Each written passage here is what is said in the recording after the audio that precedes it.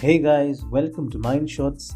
It is the year 2021, a new year with newer challenges, and we thought why not discuss about an upcoming field in psychology, especially for the Indian industry, that is sports psychology. Now, I am not going to quote Chakti India or Tangle, but today's speaker certainly has worked with the Indian hockey team in person in the year 2016, being associated with the Sports Authority of India as their sports psychologist. We have Ms. Dechamma Muddappa, a consultant sports psychologist working with an experience of 10 years and running ahead. Hi, Dechamma. Hi, Alan. Before we start with the session, can you tell me a bit about yourself so that the listeners get to know what you're doing right now? Of course. So I'm Dechamma and I'm a psychologist by profession. I'm basically from Coorg but function out of Bangalore. Okay. My work experiences go across the country from down south to up north, and worked in the field of sport for close to 11 years now. I hold a master's in clinical psychology, but I chose to work in the sporting field, being a sports person myself. So I was into athletics since the age of 6. I know, really young, but later I moved to playing baseball for Karnataka till 2016. I know the game is unheard of and now it's picking up, but yes, I played baseball. Karnataka has a baseball team, state baseball team. Yes, Great. we do, and we also have a Major League Baseball that's actually entering the country. It's just that because of the pandemic, there's a pause right now. Okay. Work-wise, my biggest break was when I worked with the Indian men's hockey team for the 2016 Olympics. Post which I was working with Tata's for the Indian archery team, and I also worked with Tata's as a sports psychologist as well in Jamshedpur. Sounds really interesting. Right. So now I've moved back. I consult. I work with golfers, and also I'm working with a few basketball players, which is actually an organization that's a sister concern of the NBA. Wow. Okay. Exciting. This sounds very new.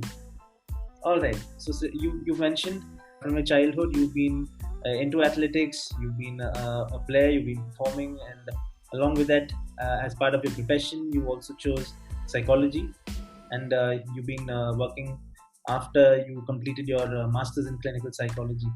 So you started off with clinical psychology, and then you shifted into sports psychology. Is it? I mean, why did you choose sports psychology? Right. So, if you actually see, clinical psychology is the mother of all psychologies, Alan. So, we're applicable to all fields. Okay. And sports psychology is like an entity in itself, but currently they are looking at clinical sports psychology as a separate field. Because a lot of the manifestations of the athletes or sports persons on the field can be due to clinical reasons, underlying reasons like depression, anxiety, or any other form of clinical issues that they have. So it's not very it's not only to do with their performance pressure or the other things that are in tandem with sport in itself. So clinical psychology deals with a lot of root cause analysis of a specific person's performance. So contributing factors like family issues and relationship issues also actually come to the fore.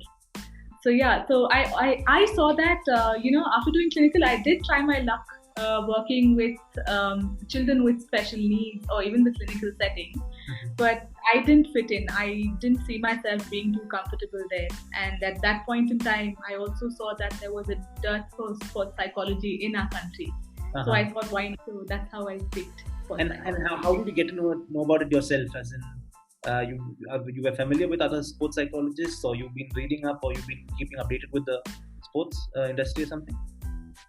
Yes. So, like I said, I've been an avid sports person myself, and I've been, playing at the professional level till 2016. But before that, also, I do a lot of reading, yes.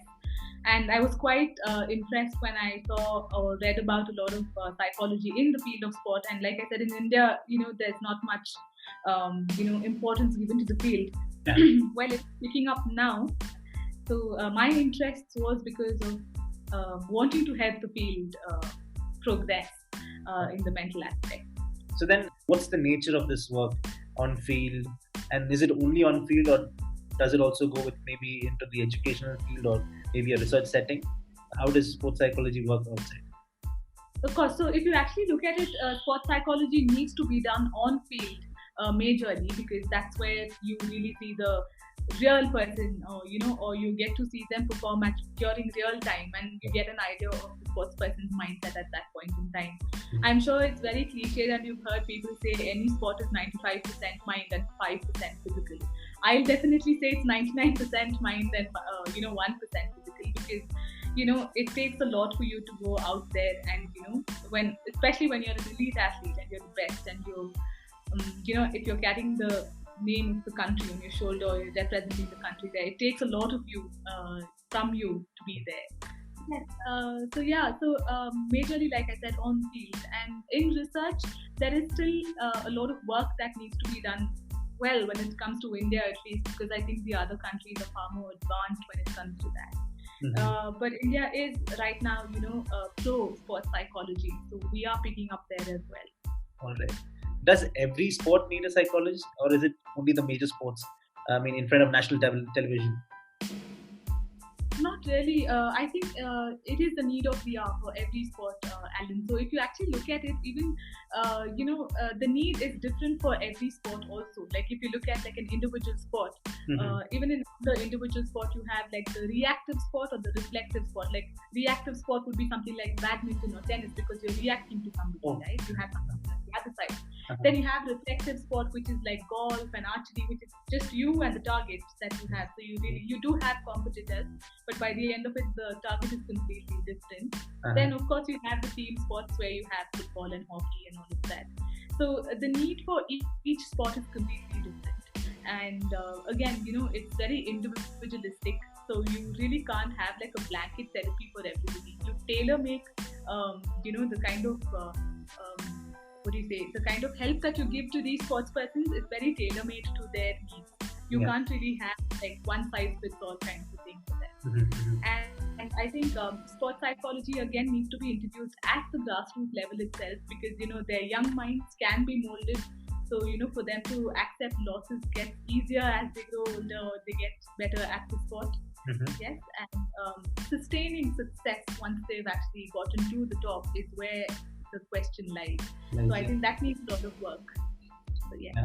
Probably when also a person who's not very familiar with success that comes at surprise, and then probably maintaining also the pressure on you from the team, and that needs to be balanced. So that's where I think you mentioned sustaining the success, the need of a sports psychology.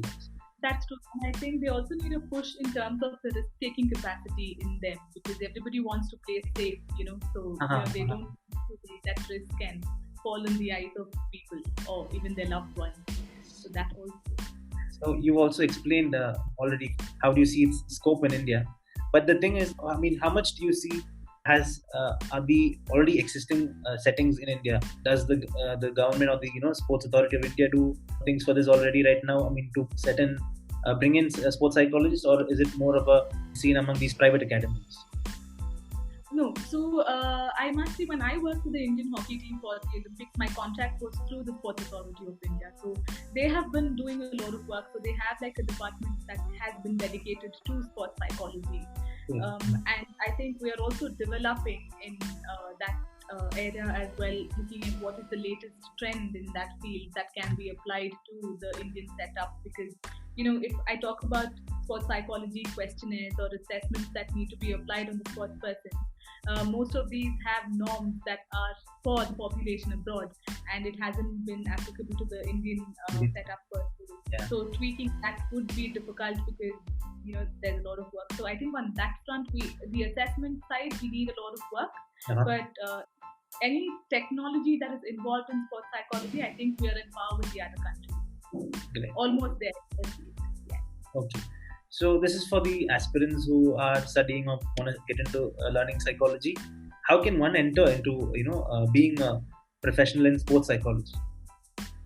Okay, so Alan, if you actually look at it again, in psychology, we follow the American Psychological Association standards and licensing. Okay. But in India right now, we really don't have a license per se for a sports psychologist or a psychologist. Even if you get a license, it's from the Rehab Council of India, and then you're just subject to being a clinical psychologist or a counseling psychologist at the max.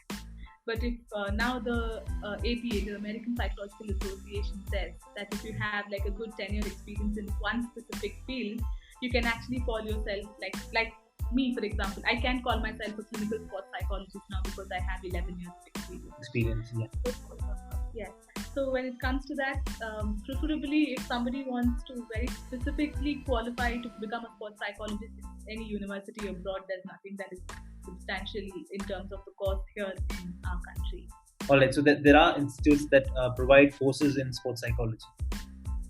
Yes, but courses again, it's difficult. You really need to master and do that entire 2-year or 1-year course, like a proper master's to do it. There are a lot of certificate courses that institutes offer, but you don't really qualify too much. You don't really, learn too much in terms of. In the end, probably crash courses won't really help. So that's why I'm asking, because there'll be a lot of people. Probably students in their bachelors, or maybe sitting right now in school itself and thinking, I like sports and I also don't want to do a bit of this. So is this my field? So that's what. So if you want to break it down for them, how is it? Do they need to follow something in their bachelor's, master's, continuously, and then go into that? Can you break it down like that? Yes, during my time of graduation or undergraduation, we were offered psychology from pre-university itself. Mm-hmm. And then we went on to doing it in undergraduation as well. And at one point in time, it was only arts, like we say, the Bachelor of Arts that offered psychology. But now psychology is a stream amongst the science subjects as well. Yeah. So in order to master in psychology, you will need an undergraduation in psychology, and only then can you go for it. All right. And so are there postgraduate courses inside India? Yes, outside India you have a lot of options. Okay. America, of course, topping the list, followed by Australia and then the UK. All right. And do we have any in India? We do have certain colleges that offer sports psychology, but I don't know how much credibility they hold in terms of course. Okay. I wouldn't want to comment on that. All right, fine. Suppose if somebody is also wanting to get into this field, what would be the resources that you would refer them to probably study or check with so that they can prepare into getting into sports psychology? From what I know and from my understanding and the upcoming psychologists that I dealt with or I deal with or speak to on a regular basis, most of them have their masters from universities abroad, specifically in sports psychology. Okay. The others are in India, again, they do hold a clinical psychology masters, like just the way that I do. So my suggestion would be to go to any university abroad, and now I think there are a lot of them who offer online courses, but I don't know, again, I doubt the credibility because there's a lot of practical experience that is really important, to when it comes to its applications and all of that. It's important that you get hands-on learning about how the field functions. So you've had 10 years down the line right now. So how are the years, right after you do your master's in clinical psychology, how was your course in these last 10 years to getting into being recognized as a sports psychologist? The challenges have been quite a bit, I'm going to be honest, Alan, because first and foremost, the field is not very well paid. No. It's just coming up and, still in its infancy, I'd say. But I would also want to thank a lot of other people like the media and Bollywood for giving mental health that much importance. Yeah. I think there is a profound lack of awareness about what the field actually is about. So I try and encourage a lot of the youngsters, the youth of today, to not Google their symptoms of feeling miserable, because anything that pops up is about depression and anxiety. And psychology doesn't stop at that. Yeah. And it's better you get information that is more legit from the people who are in the field. And I also try telling all of them that sports persons, they toil and there's a lot of work that goes into getting to where they have reached today. Yeah. So they are also human beings and they do have issues as well. So they don't shy away from turning to psychologists for help. So it's All right. perfectly fine for anybody to turn to anybody for help. So yeah, challenges that way. You need to work towards getting to where you want. You need to move out of your comfort zone sometimes. Like, you need to move cities. Like, I moved from Bangalore to Jamshedpur to work in Tata, Tata, yeah. and I don't mean to boast, but I was the first sports psychologist of Tata's. But it was quite difficult for me as well, because again, there is a lot of challenges. Like, you're going from down south to a place like Jamshedpur, which is in the east, Yeah. and sports psychology is quite unheard of, and there are a lot of expectations that people have. Mhm. And so working with them, breaking the ice, telling them it's okay, also was quite a challenge. Was there the difficulty of languages also over there? As in you coming Thankfully, my second language is Hindi, so in school, so I was okay. Okay. And also, when I worked with the Indian hockey team, we had a mixture of Punjabis, Haryanvis, and South Indians. You had good exposure. Yes. So I think I honed my Punjabi skills also there. So, Right. so yes, it comes with a lot of challenges. I'm not going to sugarcoat it. Yeah. Were there any opportunities like internships or anything like that for for you when you were getting into the field? Yes, I had to do that, and like I said, I think my first salary was 2,000 rupees. So that's where I started from, and I went up the ladder to getting paid quite well. I ended up working full time now, and I work as a consultant, because I think 11 years is good enough being having experience as Yes. full time. So for the students who are also probably trying to get into training, internship opportunities are also available in sports psychology.